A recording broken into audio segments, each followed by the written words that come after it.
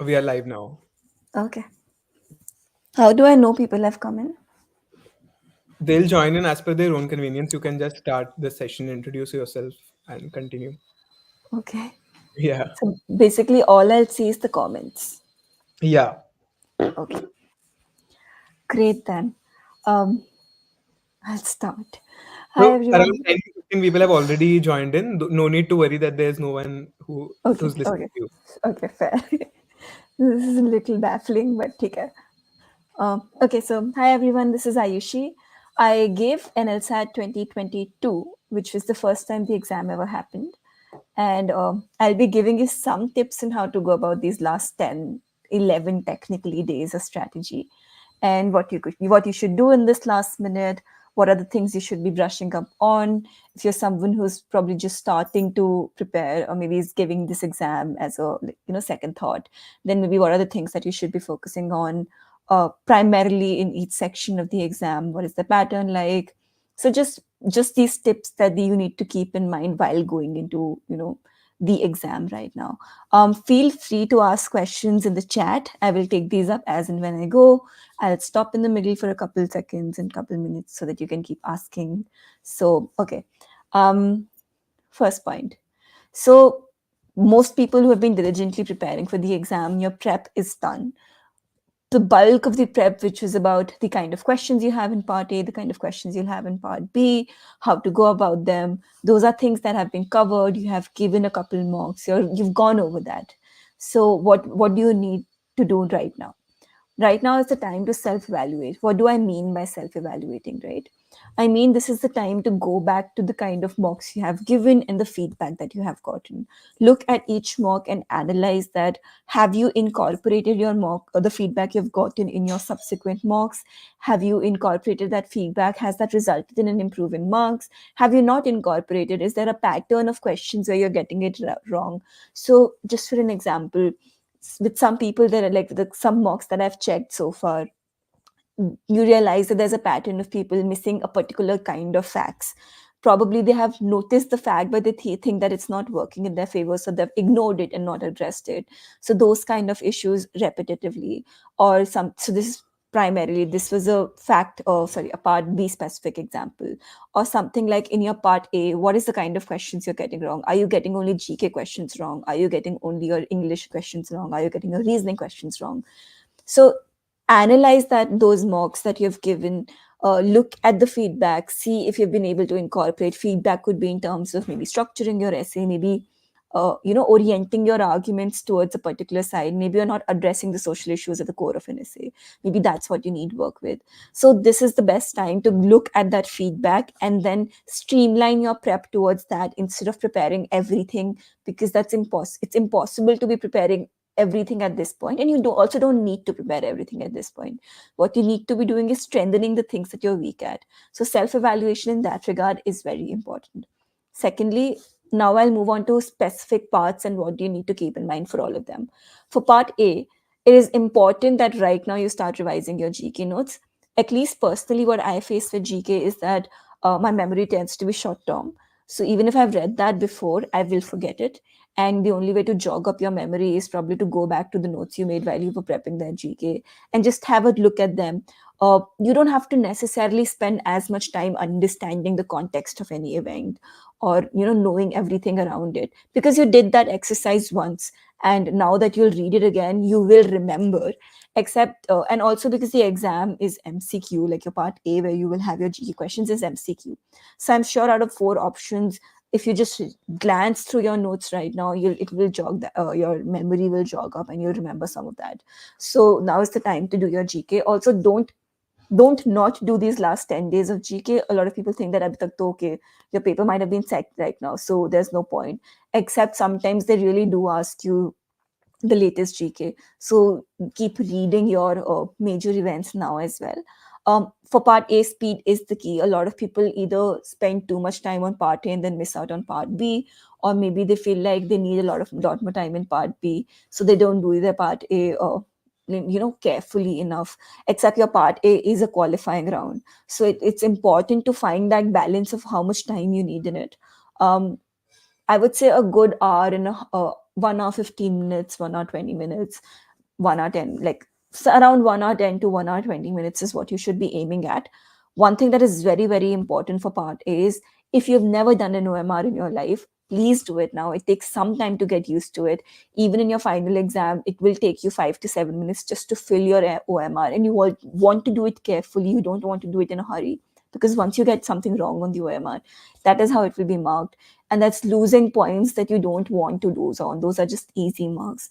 So it's not difficult. Find an OMR on the net, get it printed, just fill in those circles. A lot of us are clumsy with pens, and it's small, so it just takes some careful effort.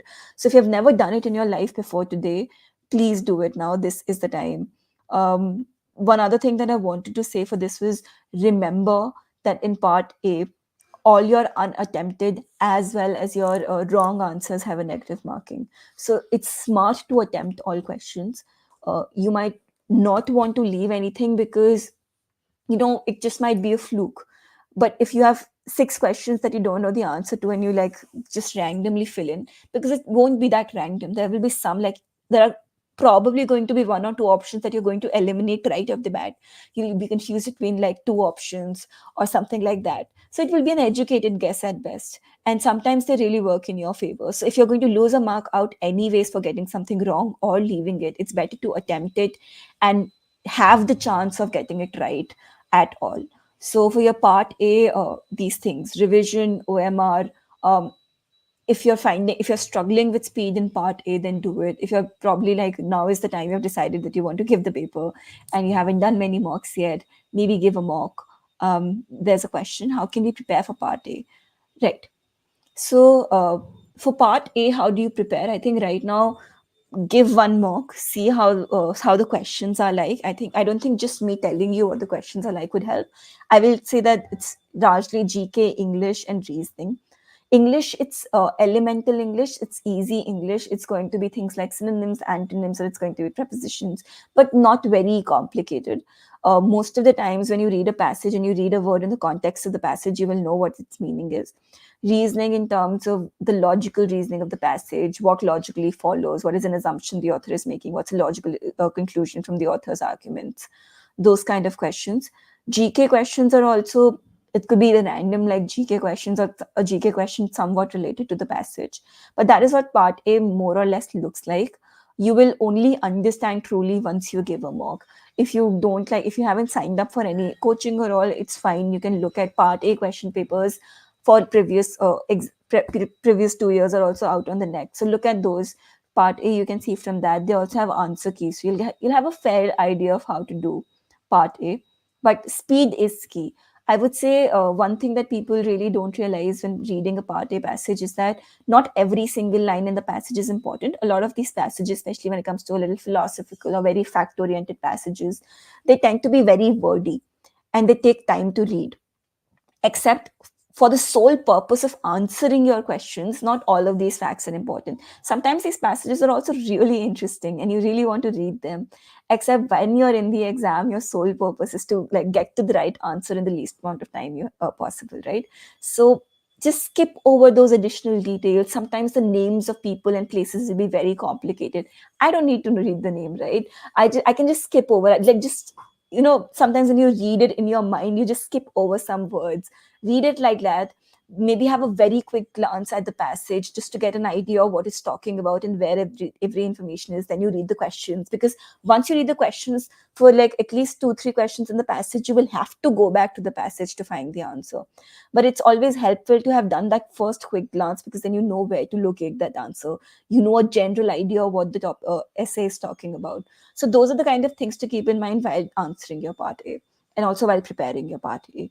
Then for part B, which is the legal reasoning. So part B is divided into 2 things.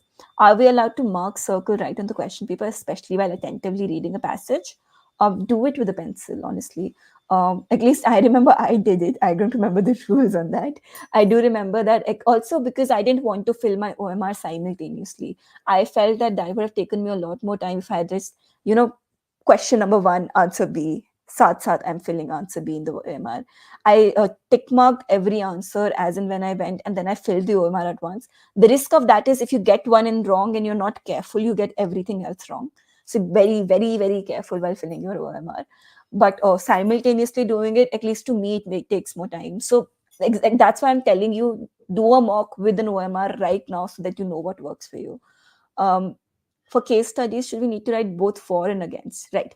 I'll come to that in a second. For part B, legal reasoning, like I said, uh, part B is two things. It's your legal reasoning questions, which is your case study questions, as someone has mentioned, and your essay. This, what I'm talking about, is your legal reasoning case study questions. In this, from what I understand, is that NLS held a session recently where they said that you have to address counter arguments. It does not mean that you write 150 words for one side, 150 words for the other. You have to make a case for one side. That is your question. Your fundamental question, your part B questions is, if you were on this side, how would you defend them, or how would you argue for them? Or if you were a judge in this situation, who would you favor, or whose favor would you rule in? So the question is asking you to pick a side. So you can't not pick a side. What they meant when they said that you have to address counter arguments is by saying that so every case study that you have will have facts which will, like, there will be some facts which will favor this side and there'll be some facts which will favor that side, right? So facts will go both ways, which is why you have the leeway to pick the side, and you pick a side you want. Except there will be one fact which will be very strong on the other side for sure. Like, they will have a balanced question where there'll be some argument that the other side will make for sure. As a good reasoning, what it involves is that in your argument, you're addressing the counter argument yourself, you're rebutting that argument. For example, if I give you a situation that, like, let me use this with an example, right? So I don't know how many of you have done this now, but I'll give you, okay. Uh, let's say this situation is that A owed B a debt, and A went to collect that debt from B. Except A threatened B that if you don't pay me back within 10 days, I will come to your house and beat you up. After 10 days, A goes to B's house with a lathi and chases him up to their roof. B jumps off the roof, right? Trying to, escape A. Now, if you're arguing for B, you will obviously say that, hey, this man has previously threatened me. This man came with a lathi. Obviously, I would think that this man would, like, kill me, which is why I jumped off the roof to defend myself. If you were arguing for A, but even on B's side, you know that the first argument A will say is that you jumped voluntarily. I never pushed you.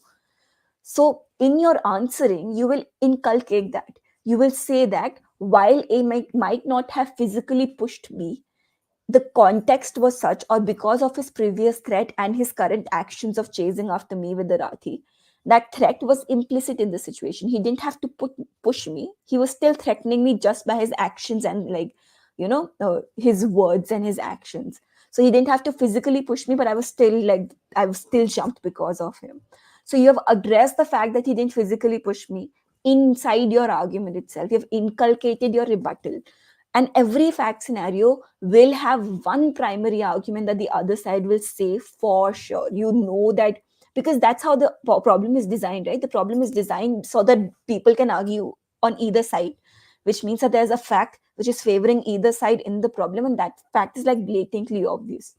So you do that, you address that fact, you address that, like, there could be a very valid concern on the other side, right? It could be a question like, you are immune, like, there's a government scheme which is for the favor of the poor, or let's say, yeah, so this is an example I'm using from a mock that I recently checked.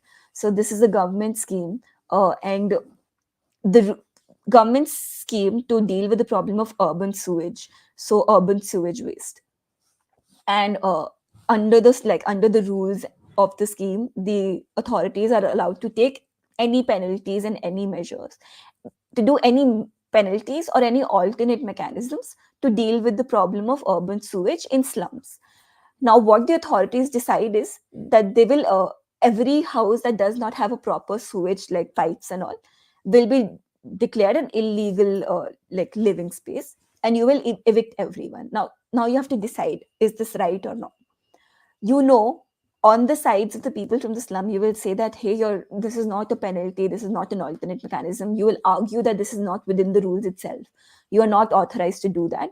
And your second argument will be that, like these are impoverished people, you can't make them homeless, this is not the purpose of your act. On the government side, you will say that, one, I'm authorized to do anything in order to deal with the problem. Your homes don't have proper sewage pipes, so that need like that needs to go, that's building up to the problem. Also, the goal of like dealing with urban sewage is a noble goal, it's a valuable goal. So you know that argument is going to come from the other side. So if you're defending the people living in these spaces who are being evicted, you will say that while that might be a reasonable or a noble goal for the government to pursue, to do so at the cost of people who are already impoverished, do so at the cost of people who are living in such conditions of like sewage accumulating around them, is not by choice. It is some. So in those situations, it is only like proportional. It is only fair that the government use like less strict means than evicting them and making them homeless. So you have incorporated the argument you knew will be coming from the other side in your answer itself. That is what I mean by address facts that are not in your favor. In a lot of answer sheets I check, it feels like you have recognized that there was a fact which was not in your favor, but you didn't know how to deal with it, so you just ignored it, which is not the best thing to do. Okay, I'll address some questions right now. In part B, okay, this one I have done. Are we supposed to somehow defend facts not in our favor? You're not supposed to defend, not, you're not defending. I think this is what I've been talking about, right? You're not defending the facts not in your favor. You're either balancing and saying, while that might be a right concern, the way to deal with that is not this, or you've dealt with that in an illegal manner. So another example I will use, right? We A group has a right to protest in a place, but the government wants to like restrict that. So let's say this is a protest happening in the center of the city, so you know it will lead to traffic, you know it will lead to chaos, you know it will lead to violence. So what the government solution is to push it to the outskirts, right? Now on both sides, let's see how you would argue on both sides while incorporating the other side's best argument. If you're on the side of the government, you will say that this will like, yes, sure, you have the right to protest, because that's the first argument you know that will come from the other side, that we have the right to protest. And that right to protest is best materialized when it's done at the center, like at the center of a city, which garners everyone's attention. So the government will say that sure, you have the right to protest, but your right to protest is not being hindered by giving you an alternate space to protest. All that is doing is it's protecting other people's interests and rights, other people's rights to be, moving around peacefully, other people's rights to, get access to that center part of the city, to not have to deal with traffic, just the peaceful life of the city. So the government will address that situation to say, and your right to protest has not been hindered because you have given you an alternate solution to the outskirts of the city. On the sides of the protesters, you will say that sure, other people's like it might be inconvenient. That's how you would put it. You would say it's inconvenient for people because they might have to wait in traffic, there might be traffic jams, there might be some chaos.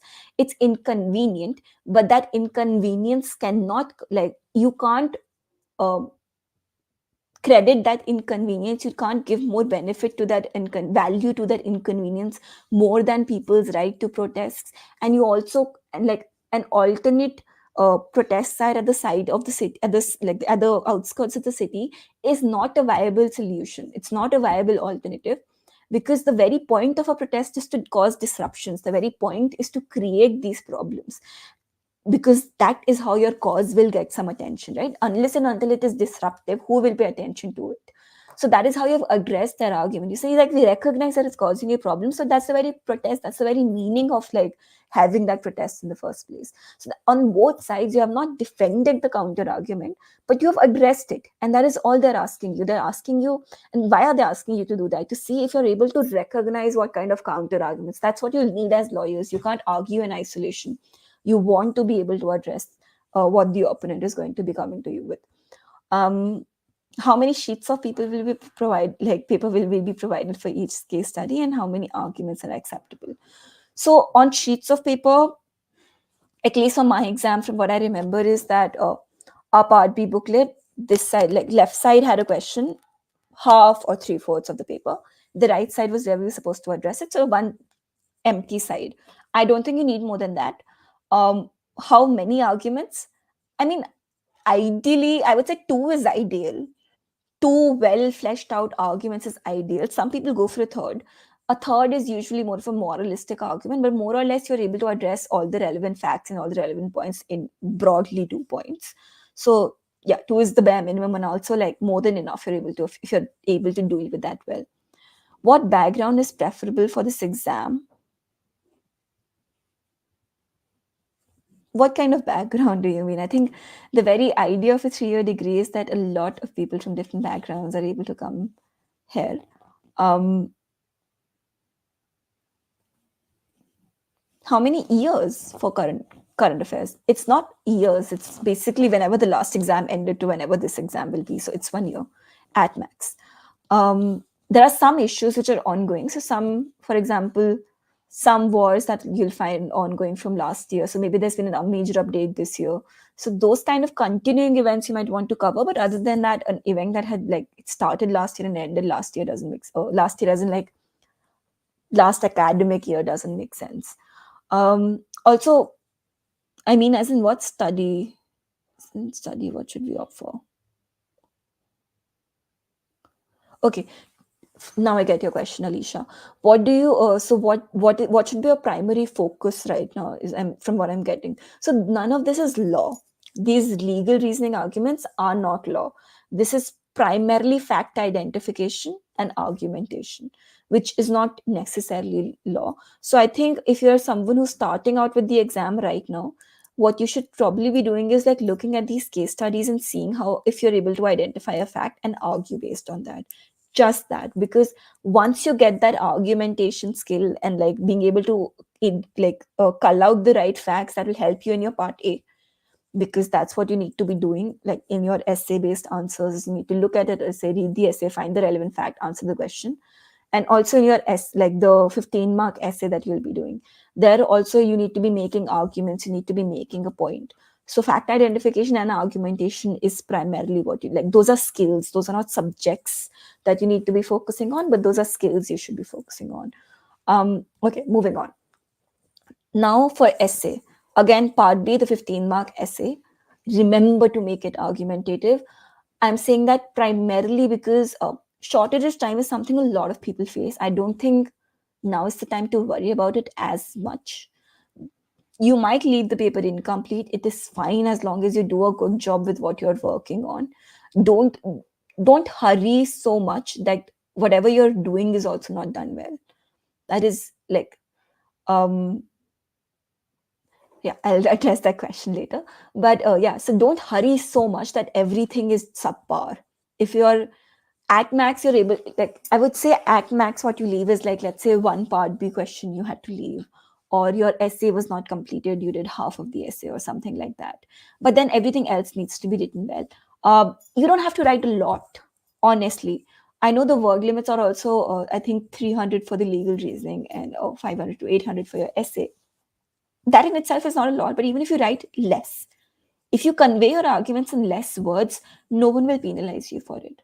I think in fact, that's a very important and it's a good skill to have. And I think people appreciate that skill while checking as well. Because if you're telling me what I need to know in 10 words instead of 20, I have no reason to penalize you. So make your sentences short, cut out on a lot of people, repeat the rules, repeat the principles given in the question. It'll be like, in this situation, this happened, hence it should rule in his favor. Except the facts are right there for the examiner to see. That is not how you will be writing down the facts. You will be writing down the facts only when you are using them to make your argument. You'll say, so begin your part B question straight away by, I would rule in the favor of this. Don't even say, if I were the judge in this situation, I would rule. Nothing. I would rule in the favor of X because, first, like, because divide it in two paras if you want to, because firstly, as displayed by this, or this person clearly took the reasonable efforts of doing X and Y. This is how you're using your facts, right? You're using them in the line of your argument itself. You're not saying this happened, which shows that. No, you're saying this person showed this because they took the necessary steps, like this. Legal maxima terms, if it's not in the question, don't use them. Pointers or paras always don't make it point wise, but divide your paragraphs point wise, as in like don't put point number 1 and this, make it para wise, but divide the arguments into two paragraphs.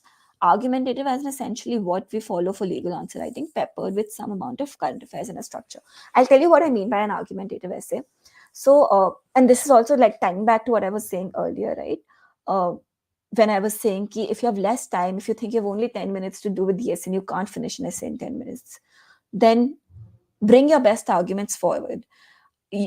Ideally, the way your essay would be is it will be, your first para would give you some background of the context. If it's a freedom of speech essay, then you'll give some context of speech is an important part of democracy because people need to be able to hold accountable, something like that. You give some basic background, then you give your argument. It could be something like is freedom of speech being restricted, is it being, there'll be some more context to your question, right? Then you make your argumentative point. You say that you can say something like that in under no circumstances freedom of speech should be inhibited by the government or by other people. So government should not be allowed to put reasonable restrictions or restrictions of freedom of speech. That could be your argument. Or your argument could be like, while speech is an important right to have in democracy, it should be restricted by reasonable standards to protect public security or something like that. That could be your argument. So you are making a statement, you're making a claim. You're not just saying speech, like the right to speech exists, it has its goods, it has its bads. That's not your argument. Your argument is the right to speech exists, it's a good it's a valuable right to have, it should be uninhibited. You're making a claim. That's what I mean by argumentative. You are making a claim and then you're going to spend the rest of your essay defending that claim. But while you're defending that claim, remember what I said about part B counter arguments. You're going to do them as you go. So you're going to say on the contrary, or you can say people that like opponents or like proponents of reasonable restrictions say that believe that uninhibited speech could lead to hate speech, especially for a society like India where you have people from multiple backgrounds and diversities are sensitive to like, you need to be sensitive to people's feelings, and not doing so would mean that all this hate speech, all this division based on religion, gender, caste would only further divide society. So so you're saying that this is what the other side is saying, and then you immediately turn into how you would counter argue. You would say, however, if like the idea of free speech is to, let's say, uh, hear everyone, to allow these differences to be brought to the table so that everyone can then reason it out. If this hatred is not allowed to be voiced, and it's more dangerous if it festers inside people and is not expressed, because when it's expressed, at least you have the platform to oppose it. But if it's not addressed at all, and if it's just festered inside and secretively, then you never have the opportunity to oppose it, and then it does not help anyone. Those kind of arguments, if you address what the or it could be something like, while that is a valuable concern, the way to go about restricting speech is not through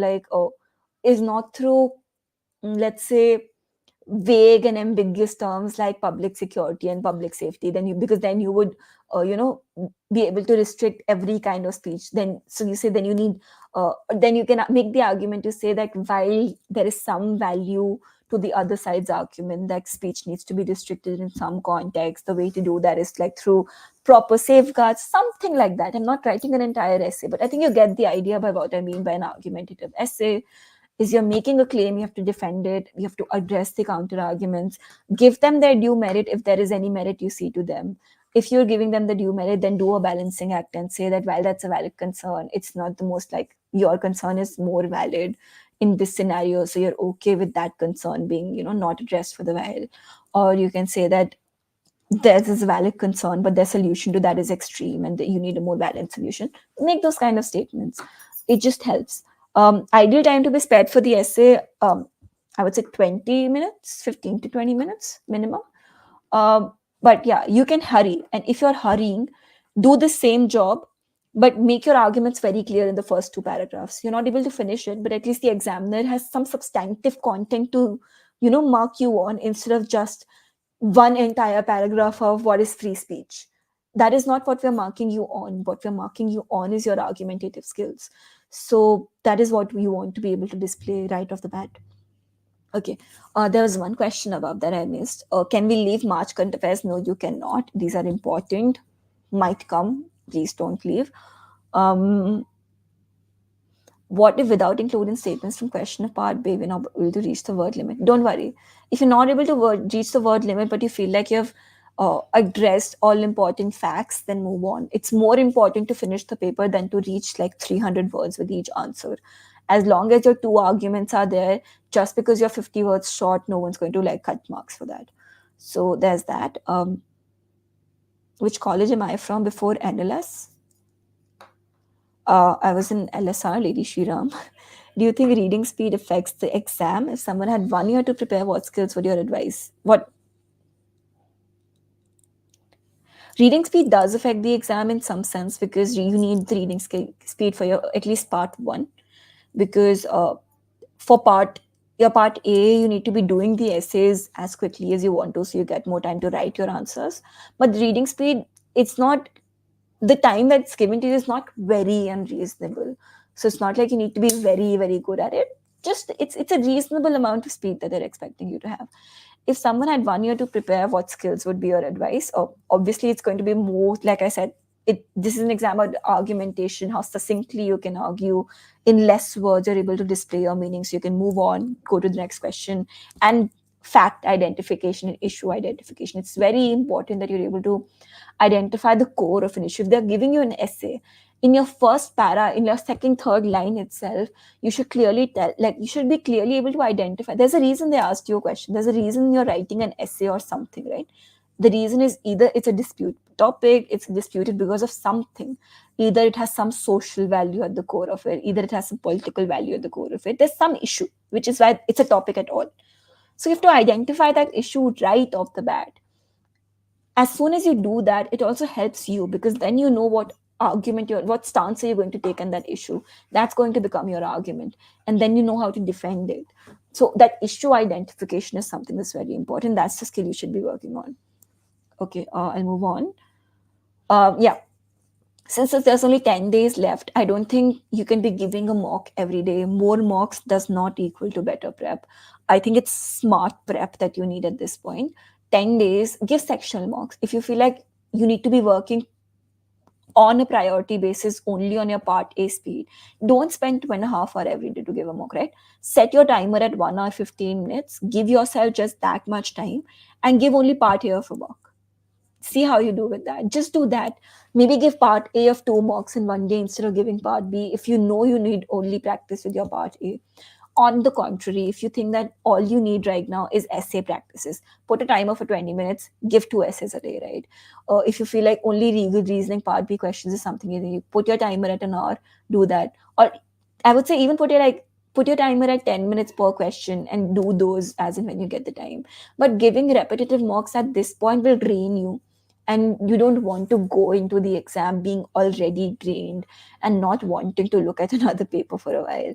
So just, and this also goes back to my first point, right? Self evaluate, see what you need help with, see what kind of feedback you have incorporated in your practice on a daily basis, and what kind of feedback do you still need to work on, and focus on that.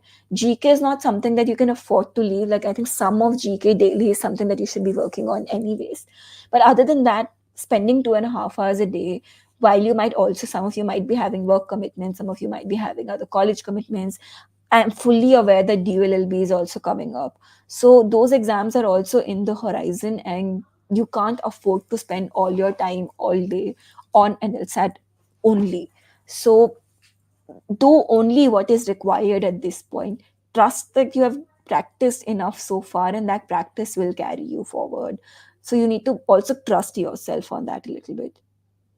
How many full length mocks should one ideally do before the paper? Minimum, I would say 2, and I think it's enough. You have enough time. Do one over the weekend, even if you're working full time. Taking 2.5 hours out of your weekend won't be too much. So, one, just to see how the exam is and get a sense of the exam. The second mock you will do because you've now gotten the sense of the exam and you know what to do. So you'll look at your speed and what kind of things you need to work on. So I would say a minimum of 2 mocks you should ideally you should minimum be doing.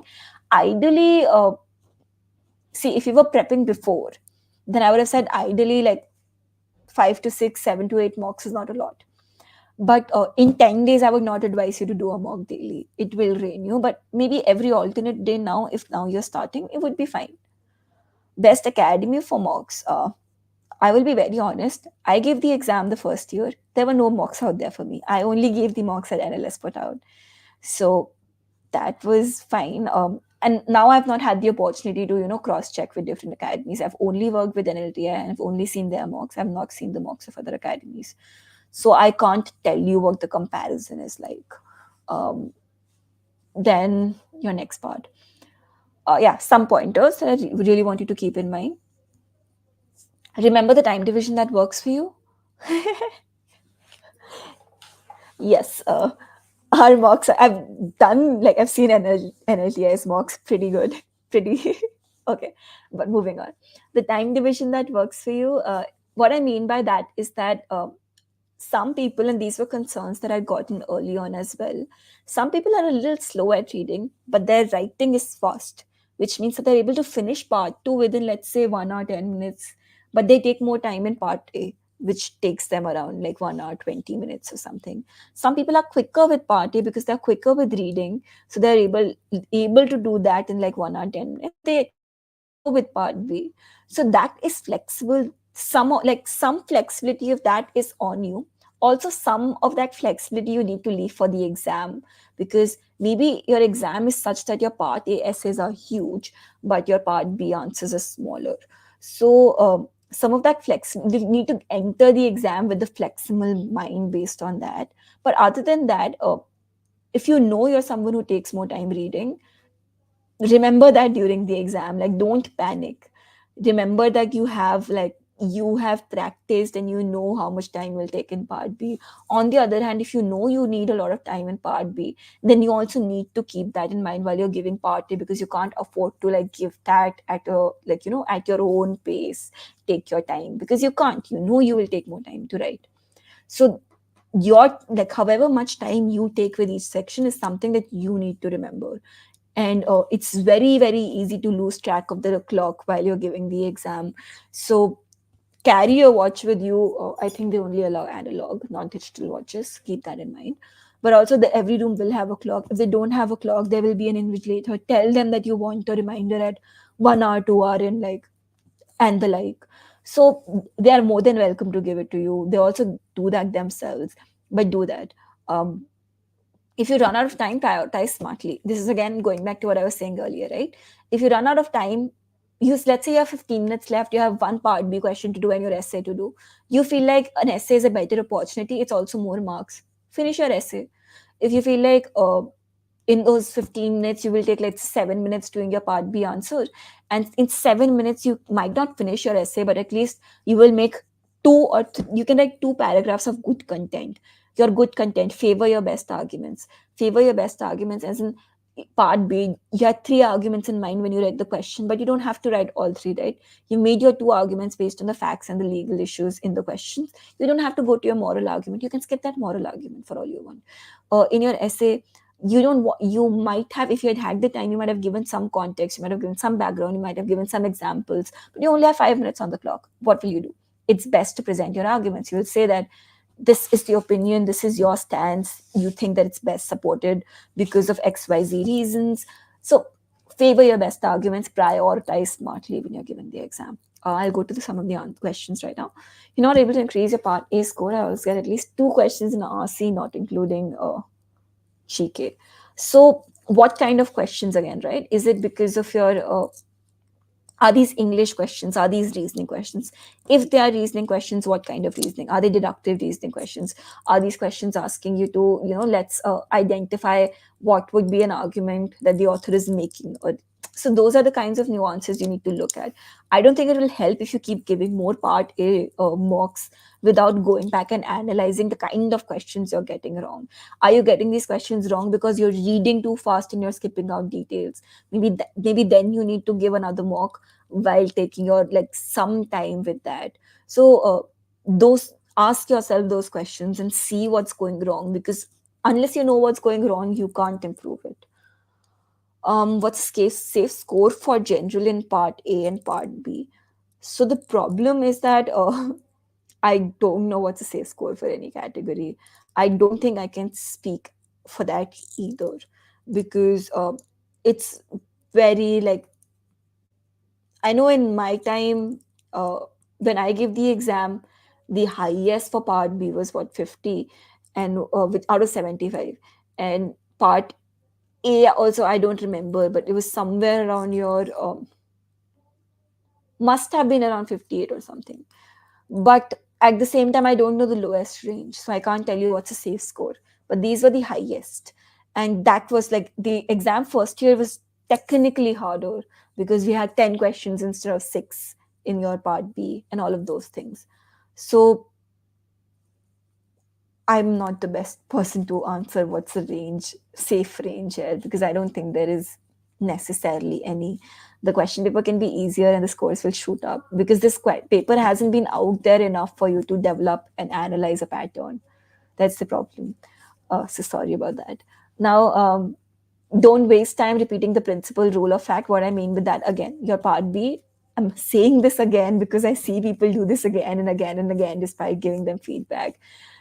You don't have to say that the rule says this, which is why I believe this. Just say that it could simply be covered by the rule doesn't encapsulate a situation where this, or like this does not fall under the definition of this.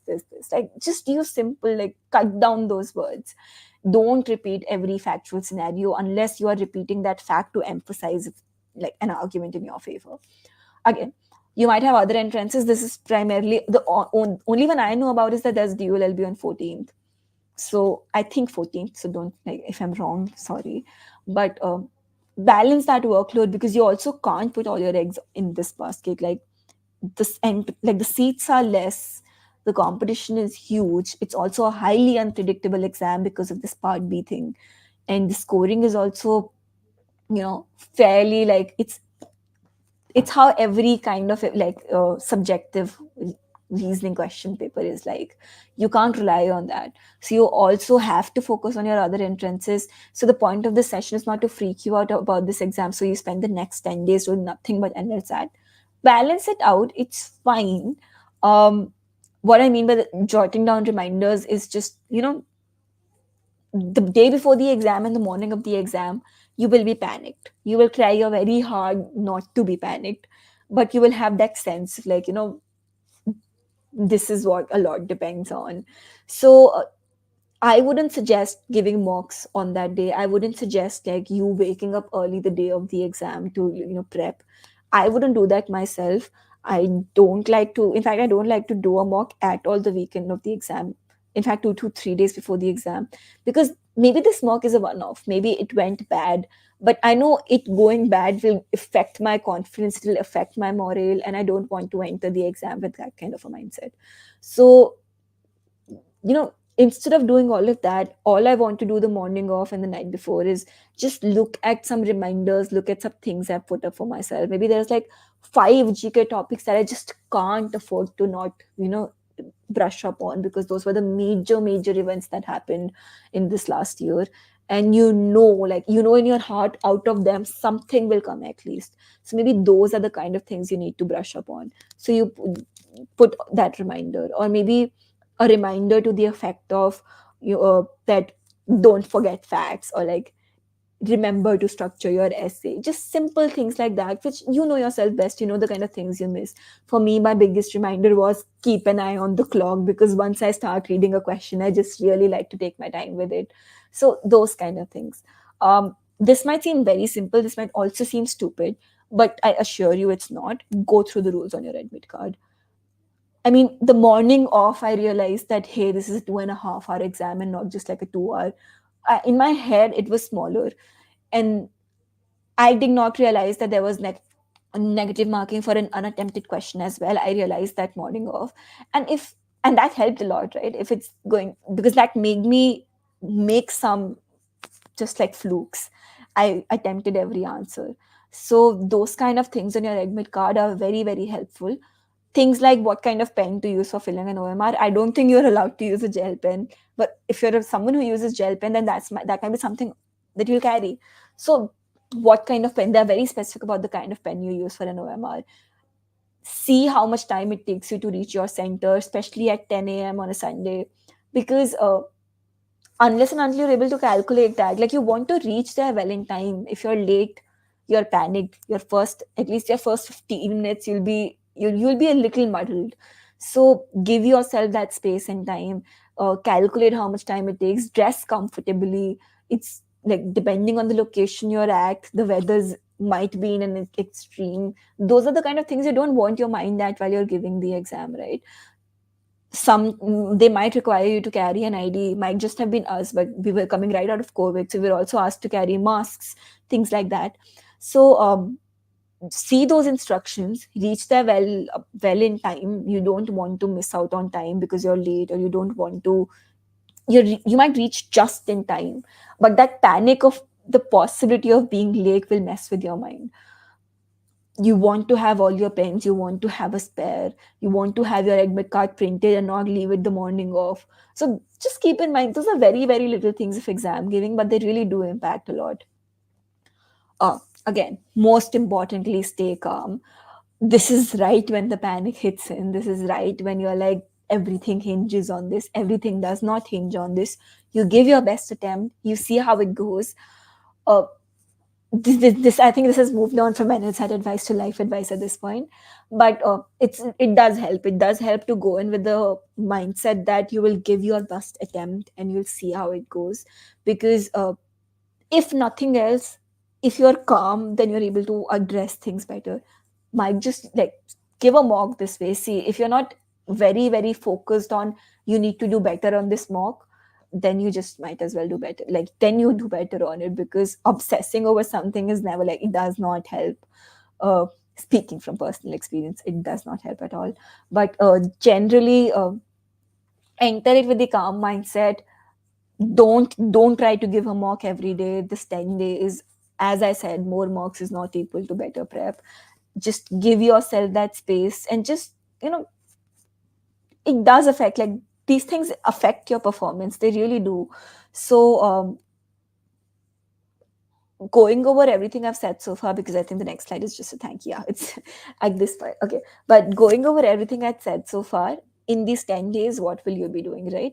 First thing you'll be doing is you'll go back. If you're someone who's been preparing consistently, you'll go back, look at the kind of feedback you've gotten, you'll see the kind of feedback you've incorporated and the kind that needs to be incorporated still, and then you'll work specifically on that target and nothing else, at least for this, like, at least for a few days. If you're someone who's starting right now, you will give a mock. You will do this exercise, then you'll give one mock. You want to give two mocks to get acclimated to the kind of pattern of the exam. Then you'll do an analysis. You'll see what kind of things you're good at, what kind of things you need improvement with. You'll work primarily only on the things you want improvement with, because now is not the time to work on everything all at once. You just don't have enough time. So that's going to be number one. Number two, again, how will you improve the things you have not been able to improve, or the things you need to improve on? Give sectional mocks. Time it. Time everything. Time is the key. If you're giving only one question that day, time it. If you're giving only one part B question, give yourself 10 minutes. If you're attempting only one essay and answers, give yourself 10 minutes. If you're attempting one 15-mark essay, give yourself 15 to 20 minutes to do that. So time everything, because also when the clock runs, it also creates some sort, I wouldn't exactly say panic, but there's some incentive to do faster, to think faster. So that does help. It might be counterproductive to some people. I don't want anyone to like feel that kind of anxiety because of a running clock, but a small amount of it is not the worst thing to happen. So there's that. I think that's all from my side, but if there's any questions, I would love to address them right now. The last ones are on the score, and again, very sorry, but I really can't help you with that. There's just not enough data to analyze what's a safe score for this exam. This is only the third time this exam is happening.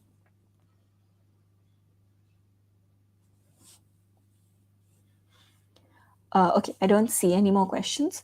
So all the best for for this exam. Yeah, so all the best. I hope these were helpful. I hope you're able, like, at least some of these are able to help you with this. And yeah, hope to see you all in campus soon. And I hope this works out for you. Thank you.